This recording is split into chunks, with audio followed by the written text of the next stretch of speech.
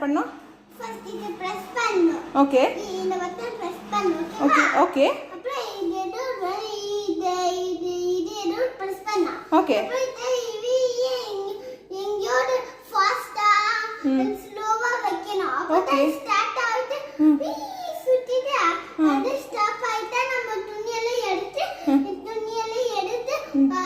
காய வைக்கணும் ஓகேவா சரி அது கீழவே இருக்குது என் துணியெல்லாம் வெளியே வந்துடாதா